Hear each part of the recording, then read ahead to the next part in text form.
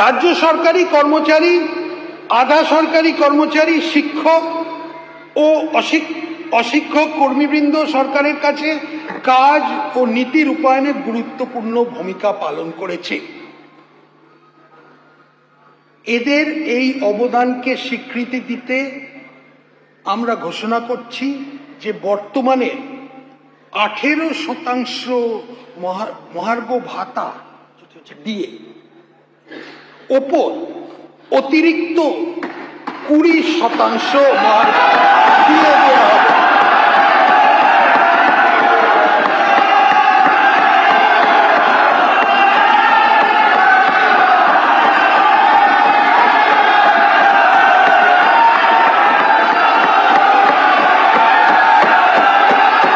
অর্থাৎ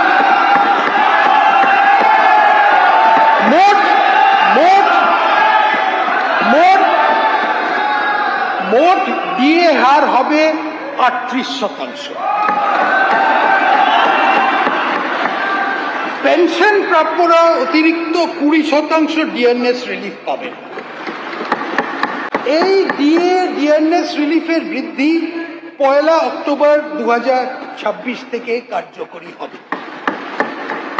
সরকারি কর্মচারীদের ইতিমধ্যে বকেয়া এরিয়ার আগের সরকার কিছু দিয়ে গিয়েছিল, আমরা আসার পরে কিছু দিয়েছি।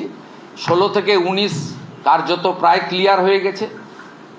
এবারে ওদের বাকি 8 থেকে 15 আছে, সেটাও ফান্ড অ্যাভেলেবিলিটির উপরে আমরা দিয়ে দেব। কর্মচারীরা অ্যাসিওর থাকতে পারেন, কারণ আপনাদের আন্দোলনের আমিও একটা পার্ট ছিলাম। আপনাদের কেন্দ্রের সঙ্গে রাজ্যের তফাৎ ছিল 42%, আমরা 20% ডিক্লেয়ার করে দিলাম। অক্টোবরে পেয়ে যাবেন, অক্টোবর থেকেই পেয়ে যাবেন। এবং আপনারা এতদিন ধরে আপনাদের অনেক কথা বলেছেন, প্রাক্তন মুখ্যমন্ত্রী অপমান করেছেন, ভিক্ষা দেওয়ার মতো 2% 3% দিয়েছেন, কখনো বলেছেন ঘেউ ঘেউ করবেন না। আমি আপনাদের বন্ধু হিসেবে কথা দিচ্ছি যে আর কয়েকটা মাস সময় দেন, অর্থমন্ত্রী অর্থ রাষ্ট্রমন্ত্রীকে পাশে নিয়ে, যে আমরা একবার করে দেবো, দ্রুততার সঙ্গে করে দেবো, একটু সামলে নিতে দেন। মাত্র 1.5 মাস বয়স এই সরকারের, এবং বিপুল ঋণের বোঝা আছে, সব দিক সামলে এগোতে হচ্ছে। আপাতত 20% আপনাদের দিলাম, পুজোর মাসেই অ্যাকাউন্টে পেয়ে যাবেন। আমরা পুজোর মাসেই আপনাদের অ্যাডভান্স অ্যাকাউন্টে ঢুকিয়ে দেবো, অক্টোবর মাসে 20% দিয়ে। এবং বাকি যে গ্যাপ থাকলো 22%, সেটাও ধীরে ধীরে ধীরে ধীরে অপেক্ষা করুন আরেকটা বাজেট পর্যন্ত, ডক্টর স্বপন দাশগুপ্তর আরেকটা বাজেট পর্যন্ত আমি আছি সাথে, আপনাদের কোনো অসুবিধা হবে না। 7th পে কমিশনের কমিটি করে দেওয়া হয়েছে, সহযোগিতা করুন। আমি টার্গেট বেঁধে দিয়েছি, ডিসেম্বরের মধ্যে পে কমিশনের রিপোর্ট দিয়ে দিবে, তাহলে জানুয়ারি মাসে আপনাদের কার্যকর করে দেবো আমরা। 7th পে কমিশন কার্যকর হলে আগামী অর্থবর্ষে, অর্থাৎ 28-29 অর্থবর্ষে 8th পে কমিশনেরও কাজ, যা দিল্লিতে কেন্দ্রীয় সরকারের আয়োজন হয়েছে, আমরা সেটাও বিবেচনার সঙ্গে দেখব। আমি কোন কথা ছাড়ি আর কোন কথা বলি, মূল কথাগুলো বলে গেলাম আপনাদের এখানে। এবং আপনারা নিশ্চিন্ত থাকুন, সবাই সহযোগিতা করুন। প্রচুর দুর্নীতি হয়েছে। বিধবা ভাতা পেয়েছে পুরুষ, লক্ষ্মীর ভান্ডার পেয়েছে পুরুষরা। এভাবে সরকারি টাকা দেয়া যায় না। অনেকে সোশ্যাল মিডিয়ায় অনেক জ্ঞান দেন, আমরা শুনি দেখি, এটা অপেক্ষা করুন না। একজনকে তো 34 বছর দিয়ে দিলেন, তালা লাগানোর কাজ ছাড়া আর কিছু করেনি।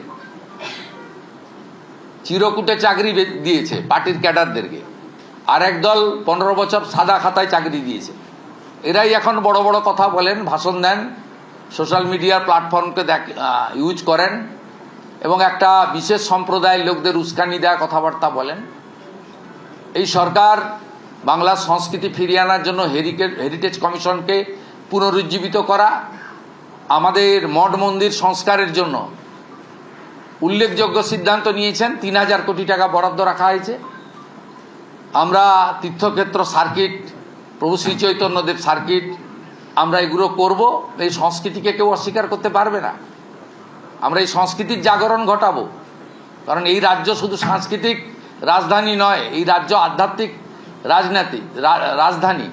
এই পশ্চিমবাংলার আধ্যাত্মিকতার জাগরণ কালকে প্রধানমন্ত্রী শুরু করে দিয়ে গেছেন।